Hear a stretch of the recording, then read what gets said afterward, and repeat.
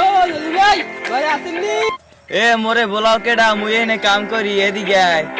আমি এদিকে না, আমার কথা আছে। কি হয়েছে, কি কবি ক। চলেন ওই একটু বই, ওই বইসে এরপর কথা বলতে হইবে। আচ্ছা ঠিক আছে ল।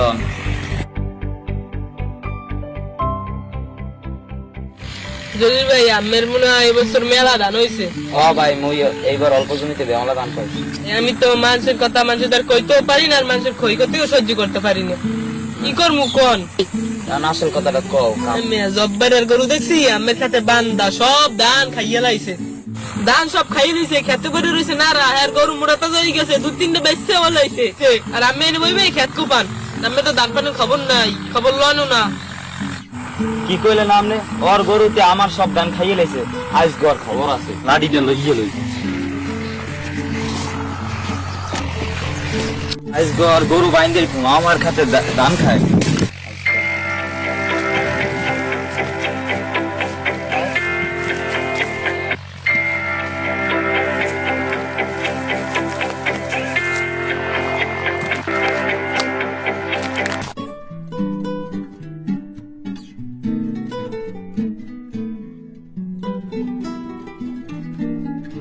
বান্দাই আছে, আইবি হ্যাঁ, আমি যে আমার কামটা শেষ করি। ভাই জব্বার ভাই, আমি বাড়তে আসেননি, জরুরি কথা আছে, তাড়াতাড়ি ভাইয়া। ও ভাই আসি ঘরে, কি কইবেন কোন? কোন এখানে বল। কোন কি কইবেন কোন? কি কম মেয়া কোন? আমি তো মানুষের দোষ মানুষের দ্বারা কইতেও পারি না, সইতেও পারি না। আমি তো আমার গরু তো জলিবের জমিদারে বাঁধছেন, কি এমন হয়েছে যে ধানি খাইছি টুকুনি জলিবের, এইদিকে আমার গরু আর উকির বাঁধা থাকা অবলা পেরানি। ও আমার গরু মানছে আজকে অনেক পাইয়ে লই। আন লন। এ জলিল তুই কই এমনে আই? কি হইছে? আয় এদিকে তুই কি হইছে? তুই আমার গরু বাঁধতে তুইছিস কি? আমার খাতে ধান খাইছে। ধান খাওয়া যাবে, তুই কি করবি? তুমি কইলে আমার ধানের দ্বারা এসে তোর খাতে সব ধান খাইছিস, তুই কি করবি? আমার ধান খাও। কি হইছে?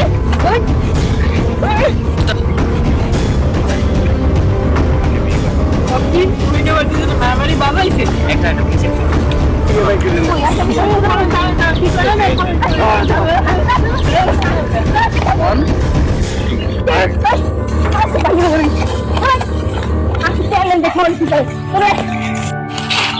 ও চেয়ারম্যান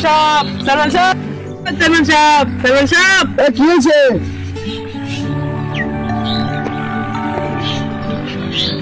তোরা সামনেই খারাপ। আমি কি হয়েছে তোমাকে? আমি এক কই। আমি আগে করি। আরে আমি আগে করি। আচ্ছা একটু দাঁড়াও।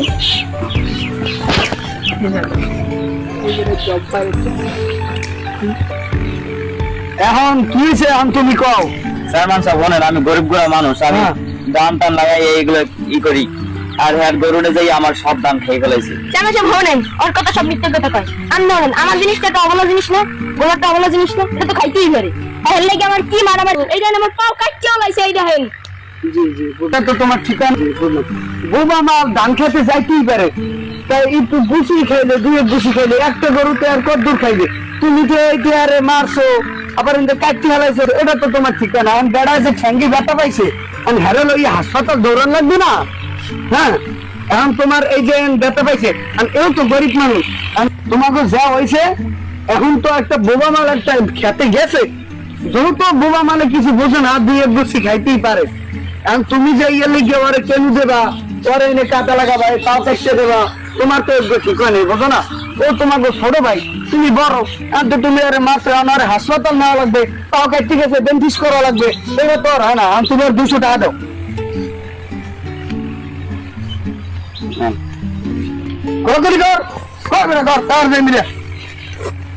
বিষের পছন্দ হয় না তবু তোরা বাড়তে যা, আর যে কোনো সময় ভুলি না ঝগড়াটা যে কত দুজনা মিলে দিচ্ছি, তোরা ভালো মতো খাই যা, তোরা তো দুজনই যাই।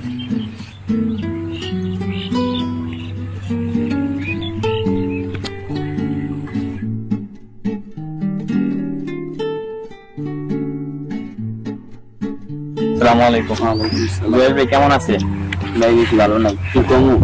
আজ একটা ঝামেলা হয়েছিল তারিখে, সালাম চেয়ারম্যান সাহেবের তারিখ। হ্যাঁ আমার লগে কমু, আজ জব্বারের লগে ঝামেলা হয়েছিল, এবার চেয়ারম্যানের দ্বারে গেছি ই করতে, সমাধান করতে। স্যার মানে ঈদ করবে হারদা দিবস কি উল্টা বিলে আমাদের আরো 2টা। আরে ভাই আপনি চেয়ারম্যানের কাছে যান কি লেগে, এখন কি দেশ কি স্বৈরাচারের কাছে আছে? এখন আপনি যাবেন যে ইমাম সাহেবের কাছে, মসজিদ ইমাম সাহেবের কাছে যাবেন, সঠিক বিচার করবে ইমাম সাহেব। মন খারাপ করার দরকার নেই, চলেন ইমাম সাহেবের কাছে যাই। ইমাম সাহেব কি কয়।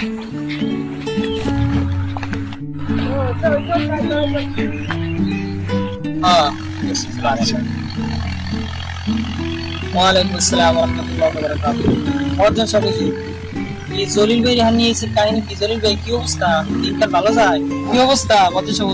জলিল ভাই ধরে নিয়েছেন তাই না, আসার পরে দেখি সে বসে রয়েছে ওই জায়গায়, তার মন খারাপ। তারপর জিজ্ঞাসা করলাম যে কি হয়েছে, তারপর সে বললো যে জব্বারের সাথে তার নাকি ঝামেলা হয়েছে। তারপর চেয়ারম্যানের কাছে গেছে, চেয়ারম্যানের কাছে গেছে, মানে জব্বারের কাছ থেকে ঘুষ খেয়ে জরিপের কাছ থেকে এই জরিপানি নিয়েছে। জরিপানি নিয়ে তারপর সালিশি তার ঠকাই তারা জিতেই গেছে। তারপর আমি আপনার কাছে নিয়ে আসছি। এটা খুবই দুঃখজনক বিষয় মহাজন সাহেব। হুজুর আসলে আপনি একটা ভালো কাজ করছেন, কারণ আপনি যদি না আনতেন তাহলে সে এরকম ভাবে মন খারাপ করে ওখানে বসে থাকতো, এতে কোনো বিচারের সমাধান পাওয়া যাইত না। এখন আসছেন ইনশাল্লাহ কোরআন এবং হাদিস থেকে ইনশাল্লাহ আপনাদের যেরকম ভাবে একটা বিচার হওয়া দরকার ইনশাল্লাহ করবো। কিন্তু এখন আমার জব্বার ভাইয়ের প্রয়োজন, অত আপনি জব্বার ভাইয়ের ফোন দেন। নাম্বার আছে না আপনার কাছে? ফোন দেন, জব্বার ভাইয়ের ফোন দেন একটা। আসসালামু আলাইকুম। ওয়ালাইকুম আসসালাম। জব্বার ভাই, আমি মুয়াজ্জিন সাহেব বলতেছি। জি, কেমন আছেন আপনি? জি আলহামদুলিল্লাহ ভালো আছি। একটু আমার রাস্তায় একটু আনি, ইমাম সাহেব একটু কথা বলে আপনার সাথে। জি, আসছি। ওয়ালাইকুম আসসালাম ওয়া রাহমাতুল্লাহ। কি অবস্থা জব্বার ভাই, ভালো আছেন? আলহামদুলিল্লাহ ভালো আছি, আপনি কেমন আছেন? আমরা কেমনে ভালো থাকি ভাই? আগে বিগত দিনে আমাদের দেশে স্বৈরাচার সরকার ছিল, আপনারা জানেন। ওই সময় আমাদের আলেম ওলামাদেরকে, মুয়াজ্জিন হুজুরদেরকে, বিভিন্ন মসজিদের ইমামদেরকে তাদেরকে শান্তিমতো এলাকায় থাকতে দেওয়া হয়নি, তাদেরকে বিভিন্ন কারাগার এবং আয়নাঘরে রাখা হয়েছে। সত্য কথা বলতে কি, কিন্তু এখন সেই সরকার, স্বৈরাচার সরকারকে আমরা পরাজিত করে আমরা চাইতেছি বাংলার জমিনে ইসলাম কায়েম হোক, কিন্তু সেটা আমরা পারতেছি না। আপনাদের জন্য আমরা কোরআন অনুযায়ী রাষ্ট্র কায়েম করতে পারিনি, রাষ্ট্র চালাইতে পারিনি। আমরা হাদিসের কথা বললে, কোরআনের কথা বললে আমাদেরকে আয়না ঘর নামক ঘরে বন্দি করে রাখা হয়। কিন্তু এখন স্বৈরাচারকে আমরা যেরকম ভাবে হোক আমরা বিদায় করছি এই দেশ থেকে, আমাদের মাতৃভূমি বাংলাদেশ। এখন আমাদের বিষয় হলো আমরা কোরআনের আইন বাস্তবায়ন করতে চাই। কিন্তু আজকে আমার খুবই দুঃখ লাগলো, শুনলাম জলিল ভাই আর আপনার বিদেশে মারামারি হয়েছে। ঠিক কি না? মারামারি হয়েছে কি? মারামারি হয়েছে। একটু সমস্যা হইতেই পারে, কোন মানুষ একসাথে থাকে সবসময়। আমি তো আপনাদের মসজিদে 5 বছর ইমামতি করি, আমি তো দেখছি আপনারা সবসময় একসাথেই বইছেন, একসাথেই নামাজ পড়ছেন, জিকির আজগার করছেন। গতবার মহফিলেও আপনারা অনেক টাকা দিয়েছেন, দুইজনে মিলে ব্যবস্থা করছেন, এবং আমাকেও একসাথে দাওয়াত দিয়ে আপনারা খাওয়াইছেন, মিলাদ করেছেন, আমাকে জমিতে আপনারা আনতেছেন ওই সময়। কিন্তু আপনাদের ভিতরে একটা বাজাবাজি হইতেই পারে, সেটার জন্য আপনারা চেয়ারম্যান পর্যন্ত গেছেন। যাওয়ার পরে আমি শুনলাম যে চেয়ারম্যান সাহেব নাকি আপনাদের কাছ থেকে কিছু টাকা খাইছে, কিন্তু বিচারটা শান্তিমতো করে নাই। আপনি কোন জব্বার ভাই, আপনি চেয়ারম্যানকে ঘুষটা দিয়েছেন, এদিকে আপনাকে ভালো করছেন বলেন আপনি? দেখেন আল্লাহ তাআলা কোরআনের ভিতরে বলছেন, তোমরা আইন সেবা একমাত্র আল্লাহ, যে আইনের মধ্যে কোনো বাধা নাই। দুনিয়াতে একমাত্র আল্লাহর আইনই চলে। এখন আল্লাহ তাআলা কোরআনে বলছেন যে এই দুনিয়া হলো আমার, এবং দুনিয়াতে আমার আইনই চলে। আল্লাহ তাআলা এই কারণে মানুষদেরকে দুনিয়াতে প্রেরণ করেছে, এবং কোরআনের ভিতরে অসংখ্য আয়াতে বলা হয়েছে তোমরা আল্লাহর আইন বাস্তবায়ন করো।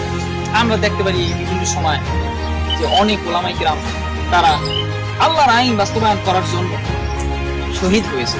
আপনারা যদি খেয়াল করেন, আল্লামা দেলোয়ার হোসেন সাইদি, তিনি আল্লাহর আইন বাস্তবায়ন করার জন্য কারাগারে কতটি বছর কাটিয়েছেন, কিন্তু তবুও তিনি পিছু হটেননি আল্লাহর আইন বাস্তবায়ন করার জন্য, কিন্তু তিনি কারাগারই শাহাদাত বরণ করেছেন।